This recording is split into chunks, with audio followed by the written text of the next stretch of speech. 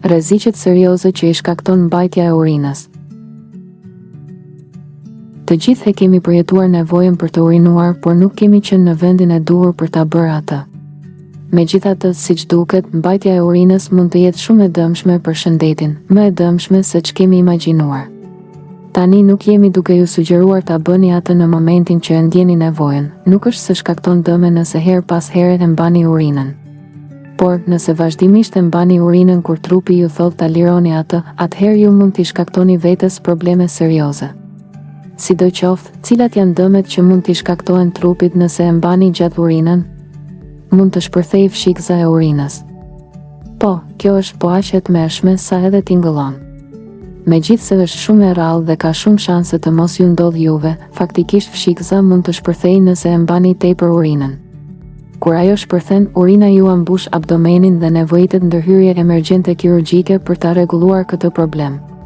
Por më shumë ka shanse që fshikëza juaj thjesht të zgjatet ose muskujt të dobësohen dhe kështu t'i lagni pantallonat. Infeksion.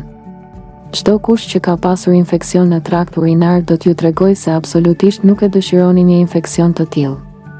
Infeksionet në traktin urinar zakonisht ndodhin kur ky trakt infektohet nga ndonjë baktere. Infeksionet e tilla shkaktojnë dhimbje, djegje, therrje gjatë urinimit, nevojë urgjente për të urinuar, dhimbje në pjesën e poshtme të barkut, etj. Studimet tregojnë se mbajtja e urinës për shumë gjatë mund ta shkaktojë shumë fishimin e bakterit që është përgjegjës për infeksionin. Nëse nuk pini mjaftueshëm ujë, nuk urinoni pas marrëdhënieve ose nuk urinoni mjaftueshëm, atëherë jeni më të rrezikuar nga infeksionet e tilla. Gurët në veshka. Me siguri se keni dëgjuar për fenomenin e gurëve në veshka. Gurët në veshka formohen kur mbetjet në gjak formojnë kristale dhe zhvillohen përgjatë kohës.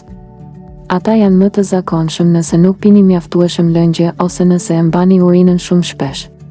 Shumica e gurëve në veshk janë mjaftueshëm të vogël për t'i larguar përmes urinës, por disa duhet të largohen me ndërhyrje kirurgjike. Në qoftë se ju ka pëlqyer kjo video, ju lutemi klikoni butonin subscribe për më tepër.